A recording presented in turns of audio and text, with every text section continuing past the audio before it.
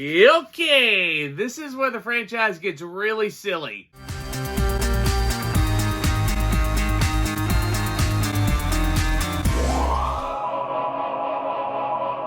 Welcome back to my Rocky series of reviews. We are moving right along in this franchise in the build-up to Creed 3, releasing everywhere March 3rd. This time around, we're looking at pretty much the parallel to Creed 3, Rocky 3, released 3 years after the iconic Rocky 2, which I've already discussed here on the channel.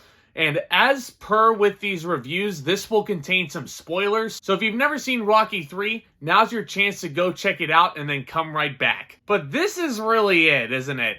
This is where a lot of people started to take notice that the Rocky franchise was really starting to lean towards the cheesiness of it all. I don't disagree, but I think there's a lot of things about Rocky 3 that are supremely enjoyable. And this is, believe it or not, one of my personal favorites in this whole series. So having become the heavyweight champion of the world, as we saw in Rocky 2, and as we see in the brief recap at the start of this thing, Rocky Balboa is now rich and famous beyond his wildest dreams. His face is everywhere. He's taking commercials left and right. He's on Wheaties boxes. He's taking hosting gigs on The Muppet Show. But all this newfound fame has made him lazy and overconfident. Even though he's defending his title successfully against scrubs that Mickey has hand-selected for him, he is still not the fighter that he used to be. But then he has his title taken away from him by the arrogant, menacing challenger Clubber Lang, played by the debuting Mr. T. And in a double whammy, Mickey passes away the same night he loses the belt. And this movie is pretty much about Rocky trying to find his spark again,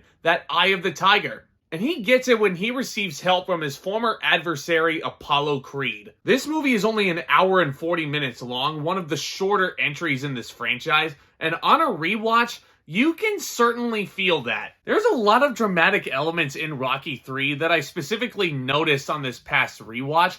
They felt incredibly rushed. Like the drama between Rocky and Paulie, where Paulie pretty much is asking Rocky for a job. You only really get the drama and the jealousy behind Paulie looking at Rocky's stature.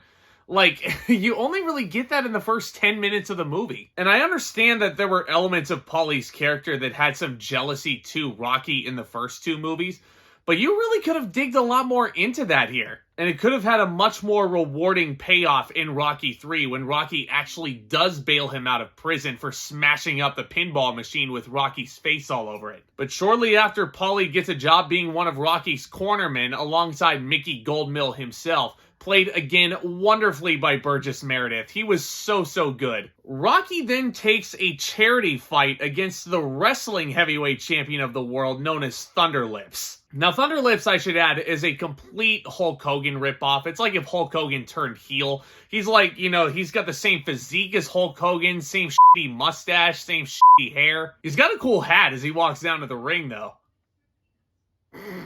I kid, but this scene, unironically, it might be one of my favorite scenes in the franchise just because of how funny it is. The Ultimate Man versus the Ultimate Meatball. How much do you think he eats?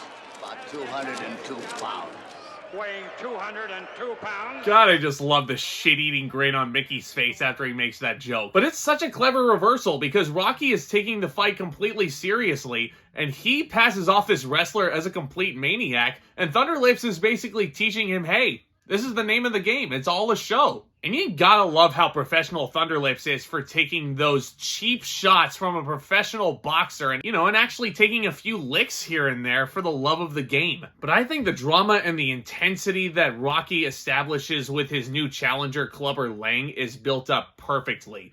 This script really makes you want to see these two go at it. Clubber Lang rising up the ranks saying, I want Balboa! And then challenging him to a fight at the unveiling of the Rocky statue at the infamous Philadelphia Museum of Art. And then him seducing Adrian really sets Rocky off the edge. And it leads to some amazing tension between Rocky and Mickey as well, because Mickey was protecting Rocky this whole time. Rocky wants to take this one last fight just for his pride and his dignity, but Mickey doesn't want him to go in there and lose because he knows Rocky is going to lose to this hungry challenger. And as a matter of fact, Rocky does lose the belt in a second round knockout, not after Mickey suffers a fatal heart attack backstage at the hands of Clubber Lang. And it leads to one of the most emotional scenes of the entire series when Rocky basically watches his mentor pass away right in front of him. And you gotta give credit to Sylvester Stallone where it's due. Especially towards the latter half of this movie, he is utterly magnificent. You can feel all the raw emotion from Mickey's death onward. I mean, he's great throughout this entire franchise, but that was one facet about his performance, specifically in Rocky 3, that really strikes a chord with you every single time. Because if you really look back on Rocky 3 as a whole, yeah, there's a good portion of this movie where Rocky Balboa can come off unlikable, especially when he's training in the hotel and not taking Clubber Lang seriously enough. He's basically turning into what he hated about Apollo Creed in the first two movies.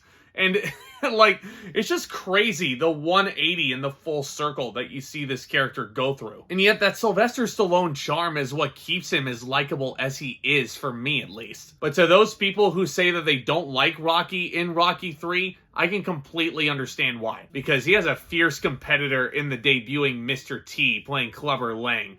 Now, when I saw the credits of this movie saying introducing Mr. T as Clubber Lang, oh man, that's just, that really takes you back, doesn't it? This is the role that made Mr. T, Mr. T. This is where you get the classic I pity the fool line, promising to inflict pain on Rocky. This is a very, very fun villain who is very much unlike Apollo Creed in the first two movies. And Apollo Creed, I've said many times through these Rocky reviews, not a villain at all. And him offering to bring Rocky to Los Angeles to train him for the rematch against Clubber Lang in the climax, that proves to you that Apollo Creed is not a bad guy whatsoever. And what I really, really love about this dynamic in Rocky 3, these two are not only just becoming friends, but Rocky has been a pretty sloppy fighter throughout this franchise up to this point in these reviews. He pretty much beat Apollo Creed by sheer dumb luck in Rocky 2. Apollo was looking for pride in his own right, and he was pretty much beating himself up. Point being, Apollo Creed was the more polished fighter between these two. So him passing on that knowledge to Rocky Balboa just makes Rocky that much more polished of a boxer and not so much a fighter. And you see that through some really amazing training montages. Once again,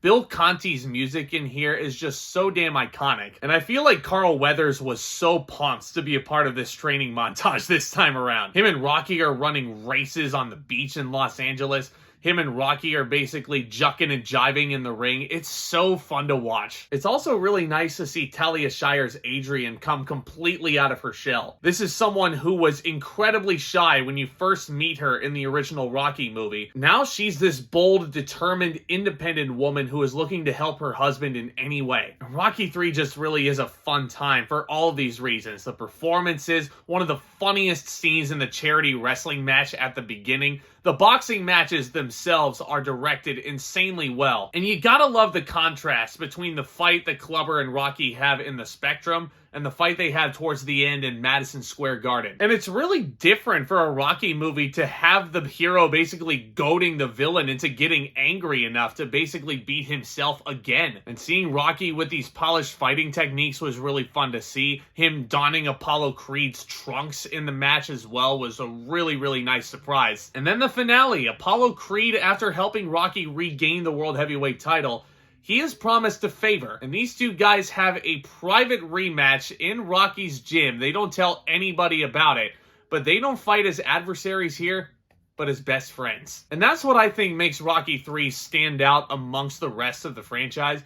It is wholly unique amongst itself. Yeah, there are parts of it that can feel rushed. There's parts where I feel like this movie could have been a little bit longer to really let some of these emotional moments sink in a bit more. But when I go back and rewatch this series, I don't know what it is, but Rocky 3 tends to be one I'm more excited to watch over some of the other ones. I know a lot of people think Rocky 3 is towards the bottom of the barrel in terms of this series, but for me, this is a personal preference. I have a lot of nostalgia for this movie, and I just can't help but have a smile on my face every time it's on my screen. I'm going to give Rocky 3 a B+.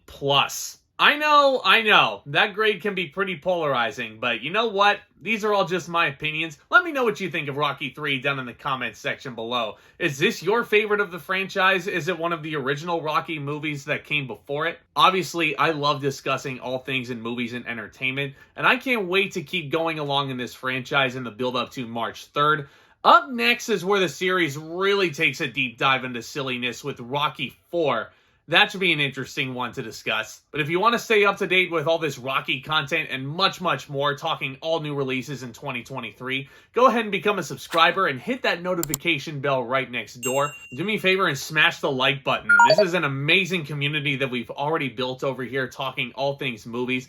And getting to interact with you guys makes things all the more fun for me. Those likes really, really help this community continue to grow. But guys, y'all are the best. Stay tuned for more exciting videos very, very soon. And with all that being said, Back Talk, commence!